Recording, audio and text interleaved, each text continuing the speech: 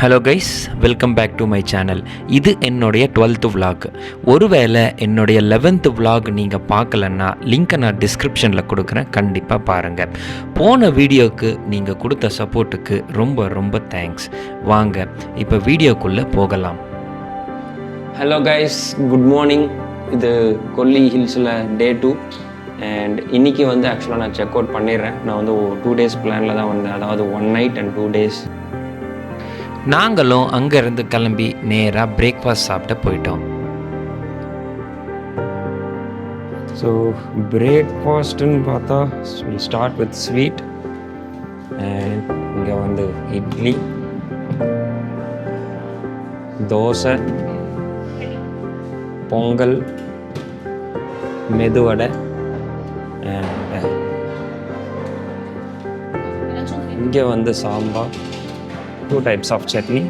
அதெல்லாம் முடிச்சுட்டு அதுக்கப்புறமா பிரெட் அண்ட் ஜாம் இருக்குது. ஆக்சுவலாக நான் கொல்லி ஹில்ஸில் பிரேக்ஃபாஸ்ட் ஓரளவுக்கு இருக்குன்னு தான் எதிர்பார்த்தேன். But it's looks to good, நல்லா தான் இருக்குது.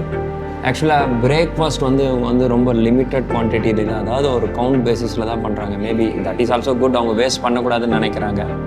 ஸோ தோசை நல்லா இருந்துச்சு, பட் பார்த்தா தோசை காலி ஆகிடுச்சு. இன்னும் பசிக்குது.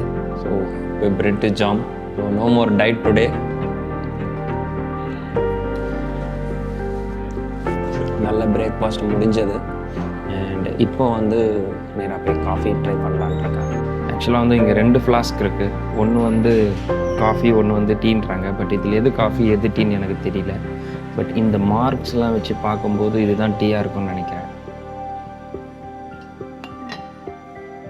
கரெக்டு தான். இதுதான் காஃபி. கரெக்டாக கெஸ் பண்ணியிருக்கேன். அதுலேயும் ஒரு சின்ன சந்தோஷம் தான், எது கரெக்டாக கெஸ் பண்ணோம் அப்படின்றது. ஆக்சுவலாக இதுவரையும் நான் பார்த்ததில் த பெஸ்ட்டு காஃபின்னா ஊருக்குள்ளே இருக்கிற அந்த பாக்கஷாலாவில் சாப்பிட்ட காஃபி. அது லெவலுக்கு இதுவரையும் நான் இன்னும் எதுவும் பார்க்கல. பட் ஸ்டில் இந்த காஃபி நல்லா தான் இருக்குது, நாட் டூ பேட். நல்ல பிரேக்ஃபாஸ்ட்டை முடிச்சுட்டு அங்கேருந்து கொல்லி ஹில்ஸை சுற்றி பார்க்க கிளம்பி போயிட்டோம். நாங்கள் பீக் சம்மர் சீசனில் வந்ததுனால கண்டிப்பாக எந்த ஃபால்ஸ்லேயும் தண்ணி இருக்காது. அதனால் எந்த ஃபால்ஸுமே நாங்கள் இந்த ட்ரிப்பில் பிளான் பண்ணலை. வாட்டர் ஃபால்ஸ் எல்லாமே மான்சூன் சீசனில் வெஸ்டர்ன் காட்ஸில் இருக்கிற நிறைய பிளேசஸை கவர் பண்ணணுன்ட்டு நான் பிளான் பண்ணிகிட்ருக்கேன். என்னுடைய ஒர்க் லைஃபு, என்னுடைய லீவ்ஸு எல்லாமே நான் கரெக்டாக பிளான் பண்ணிகிட்ருக்கேன். கூடிய சீக்கிரமாகவே மான்சூன் சீரியஸ் ஒன்று நான் ஸ்டார்ட் பண்ண போகிறேன். கண்டிப்பாக அது உங்களுக்கு பிடிக்கும்ன்ட்டு நான் நம்புகிறேன்.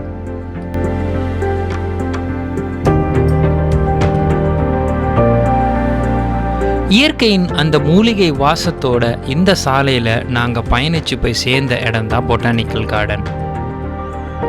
இந்த இடத்துல அடல்ட்டுக்கு 20 rupeesம் சைல்டுக்கு 10 rupeesம் கலெக்ட் பண்ணுறாங்க.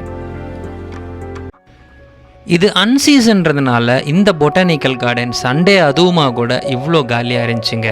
உண்மையிலே அங்கே சின்ன சின்ன பூக்கள்லாம் பூத்து குலுங்கும் போது அது பார்க்குறதுக்கு ரொம்பவே கண்கொள்ளா காட்சியாக இருந்தது.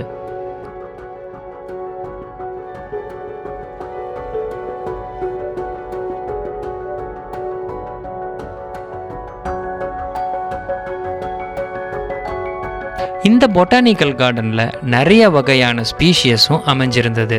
அதுவும் நிறைய சிட்டோட்டேரியாவும் ரொம்பவே அழகாக அவங்க வடிவமைச்சிருந்தாங்க.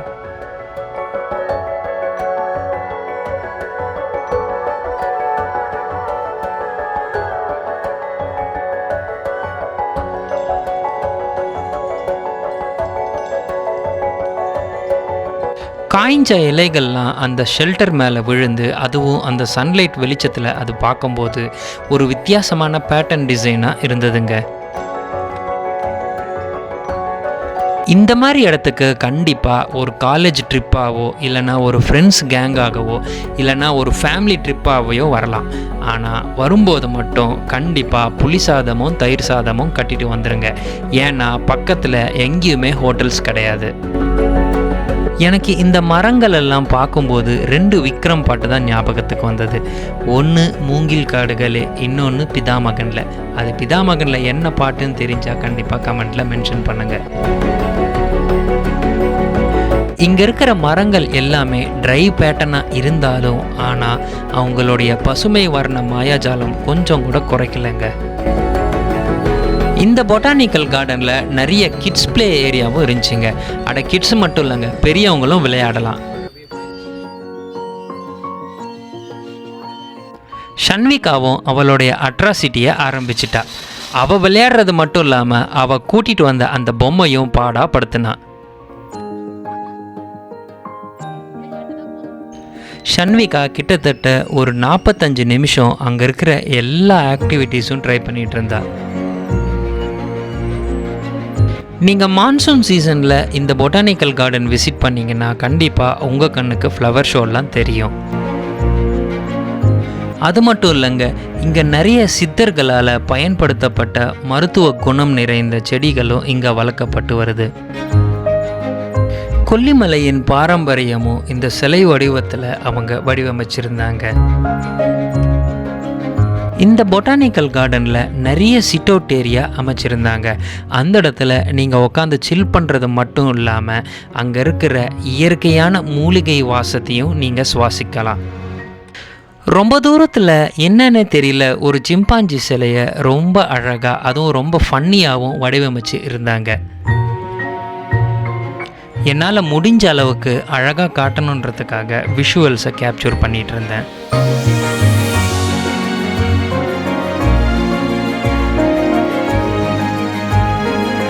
என்னுடைய விஷுவல்ஸ்லாம் எப்படி இருக்குது, நீங்கள் எப்படி ஃபீல் பண்ணுறீங்க, அதை பற்றியும் கண்டிப்பாக கமெண்ட்டில் மென்ஷன் பண்ணுங்கள்.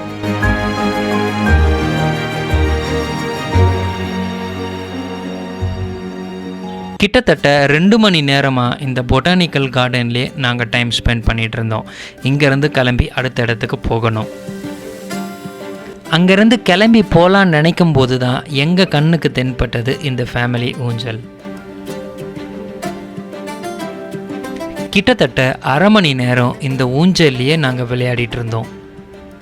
நல்லா திகட்ட விளையாடி முடிச்சுட்டு அங்கேருந்து கிளம்பி போகலான்னு நினைக்கும் போது தான் என் கண்ணுக்கு தென்பட்டது இந்த அழகான பட்டாம்பூச்சி. என்னுடைய ஃபோனோடைய ஃபுல் ஜூமிங் கேப்பபிலிட்டியும் நான் டெஸ்ட் பண்ணேங்க. அதுக்கப்புறமா இந்த தொட்டால் சிலிங்கியை தொட்டு நல்லா சிலுங்க வச்சு அங்கேருந்து கிளம்பி போயிட்டோம். அதுவும் இங்கேருந்து கிளம்பி இன்னொரு இடத்துக்கு போகணுன்றதுக்காக மட்டும்தான் நாங்கள் கிளம்பி போனோம். இல்லைன்னா சாயங்காலம் வரையும் இதே பார்க்கில் தான் டைம் ஸ்பெண்ட் பண்ணியிருந்திருப்போம். நிறைய பொட்டானிக்கல் கார்டன் நான் விசிட் பண்ணியிருக்கேன். ஆனால் இந்த இடம் எனக்கு ரொம்ப பிடிச்சதுக்கு காரணம் அந்த அமைதி. யாருமே இல்லைங்க, ரொம்ப அமைதியாக இருந்துச்சு. அந்த ஒரு காரணத்துக்காகவே அங்கே நாங்கள் டைம் ரொம்ப ஸ்பெண்ட் பண்ணோம்.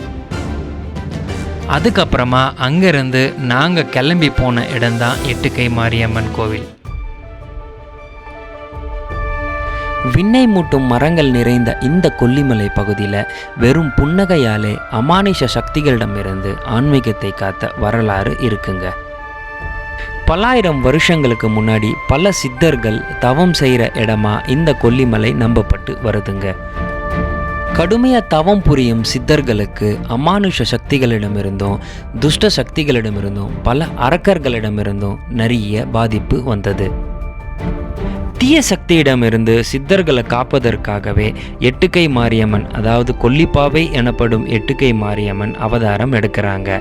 அவங்க வெறும் புன்னகையாலே அந்த தீய சக்தியை வதம் செய்வாங்க. பல்லாயிரம் வருஷங்களுக்கு முன்னாடியே பல தீய சக்திகளும் பல அரக்கர்களும் வதம் செய்யப்பட்ட இடமா இந்த கோவில் கருதப்படுதுங்க. இந்த கலியுக காலத்திலையும், அதாவது இந்த மாடர்ன் வேர்ல்ட்லேயும் பல தீய சக்திகளும் அமானுஷ சக்திகளும் இருக்குன்ட்டு நம்புகிறாங்க. அதனால தான் இந்த கோவிலை வந்து இந்த எட்டுக்கை மாரியம்மனை தரிசனம் செஞ்சுட்டு போனால் எல்லா தீய சக்திகளும் அழிஞ்சிடும் அப்படின்றது நம்பிக்கை. கலியுக தீய சக்தி, அதாவது இந்த மாடர்ன் நெகட்டிவ் ஃபோர்ஸ்னால் வேறு எதுவும் இல்லைங்க. அடுத்தவங்களுக்கு தீங்கு நினைக்கிறதும், அடுத்தவங்க பொருள் மேலே ஆசைப்படுறதும், அடுத்தவங்களை அதிகாரம் செய்யணும்னு நினைக்கிறதும், நான் மட்டும்தான் நல்லா இருக்கணும், வேறு யாரும் நம்மளை மிஞ்சி போகக்கூடாதுன்னு நினைக்கிறதும் தாங்க இந்த கலியுக தீய சக்தி. இதில் வேடிக்கையான விஷயம் என்னென்னா, இந்த தீய சக்திகள் எல்லாமே நமக்கு நெருக்கமாகவும் நம்மளை சுற்றியும் தாங்க இருக்கும். இதிலிருந்து காப்பாற்றிக்கிறதுக்கு ஒரே ஒரு வழிதாங்க உங்களுடைய குலதெய்வ வழிபாடு. அதாவது உங்களுடைய முன்னோர்கள் யாரை குலதெய்வம் சொல்கிறாங்களோ அதை மட்டும் நம்புங்க. இடையில யார் வந்து குலதெய்வம் மாறிடுச்சு அப்படின்னு சொன்னாலும் தயவு செய்து அதை நம்பாதீங்க.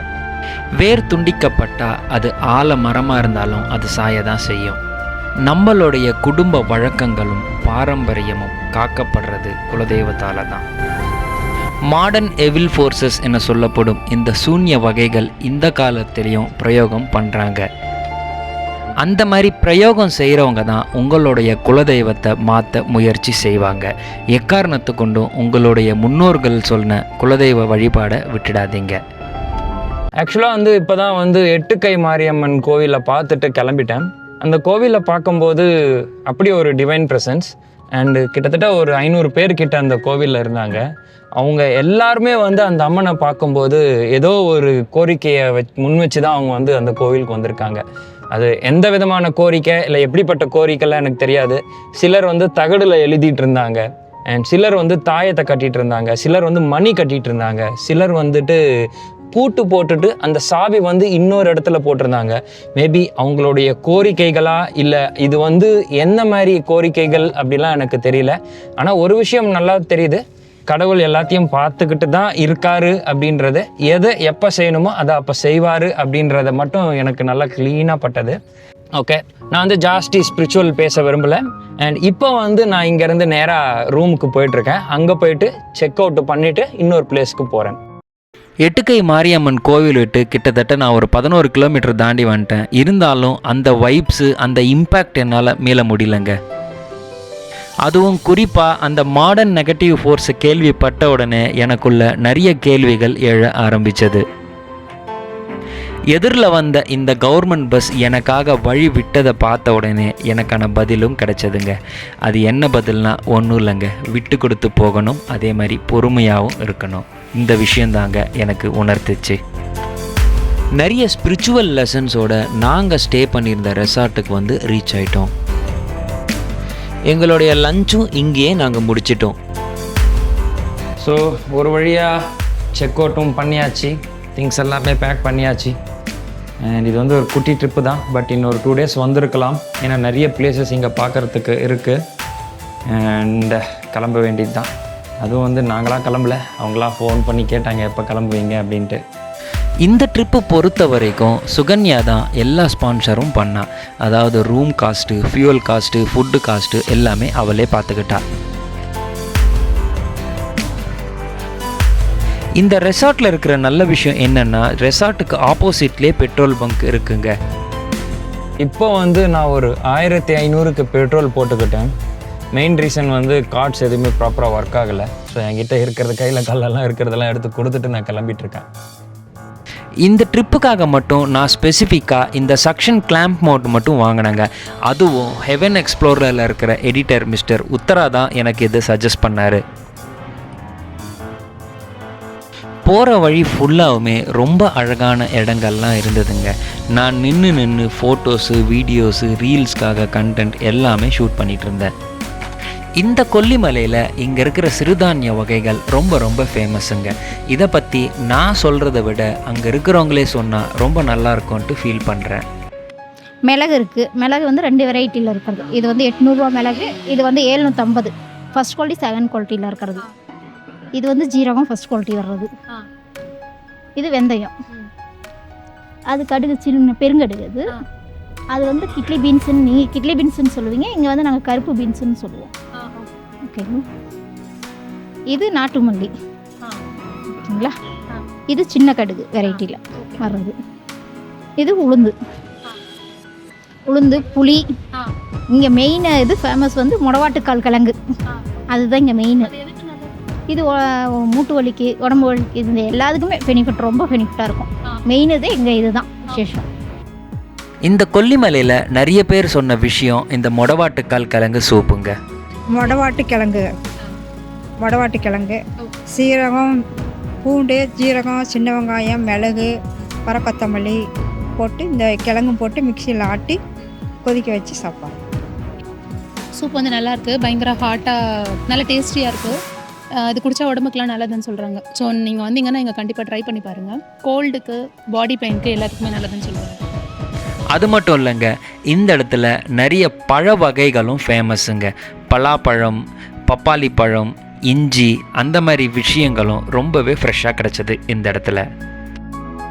இந்த கொல்லிமலையில் ஷாப்பிங் எல்லாம் முடிச்சுட்டு அங்கேருந்து கிளம்பி போயிட்டோம்.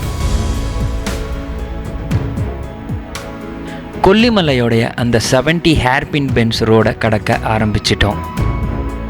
யூஷுவலாக அப்பிள் டிரைவ் தாங்க ரொம்ப டிஃபிகல்ட்டாக இருக்கும். அதை தான் நான் ட்ரை பண்ணணும்னு நினச்சேன். பட் நான் வரும்போது வேறு ஒரு ரூட்டில் வந்ததுனால அந்த ரோடை என்னால் ட்ரை பண்ண முடியல. டவுன் ஹில் ரைடில் தான் இப்போ நான் அந்த 70 ஹேர்பின் பென்ஸை கடந்து போக போகிறேன். போகிற வழி ஃபுல்லாமே நிறைய பேர் அவங்களுடைய வெஹிக்கிள்ஸை நிறுத்திட்டு ரொம்ப அழகாக வைப் பண்ணிகிட்டு இருந்தாங்க. கொஞ்சம் கொஞ்சமாக கதிரவன் தன்னுடைய கதிர்களை உள்வாங்க ஆரம்பித்தார். அதுவும் குறிப்பாக என்னுடைய பயண கதைகள், அதாவது ட்ராவல் பிளாக்ஸுக்காகவே நிறைய விஷுவல்ஸ் காத்துக்கிட்டு இருந்ததுங்க. அந்த அழகான விஷுவல்ஸ் உங்களுக்காக.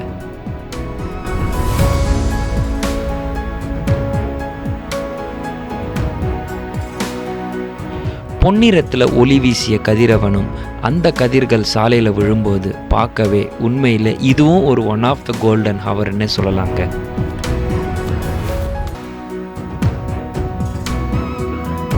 இந்த மஞ்சள் வெயில் மாலை பொழுதில் அந்த 70 கொண்டை ஊசி வளைவுகள் கொண்ட சாலைகள் ரொம்பவே சீக்கிரமாக மாயமாயிடுச்சுங்க. நாங்கள் முழுசுமாகவே கொல்லிமலையை விட்டு இறங்கிட்டோம். நாங்களும் சேலம் பைபாஸை பிடிச்சிட்டு அங்கேருந்து ஆத்தூர் வழியாக உளுந்தூர்பேட்டை ரீச் ஆகிட்டு அங்கேருந்து தாம்பரம் வந்து சென்னை வந்து ரீச் ஆயாச்சு. இந்த வீடியோவோடைய நிறைவு பகுதிக்கும் நாங்கள் வந்துட்டோம். இந்த கொல்லிமலை வீடியோ சீரியஸ் உங்களுக்கு பிடிச்சிருந்தா கண்டிப்பாக லைக் பண்ணுங்கள். இந்த வீடியோ பற்றி உங்களுக்கு என்ன தோணுதோ அதை மறக்காமல் கமெண்ட் பண்ணுங்கள். ஒருவேளை என்னுடைய சேனலை சப்ஸ்கிரைப் பண்ணலைன்னா கண்டிப்பாக சப்ஸ்கிரைப் பண்ணுங்கள். உங்களுடைய ட்ராவல் பட்டிக்கு இந்த வீடியோவை ஷேர் பண்ணுங்கள். நெக்ஸ்ட் சீரியஸில் நெக்ஸ்ட் பிளேஸில் உங்களை நான் மீட் பண்ணுறேன். அன்டில் தென் பாய் பாய்.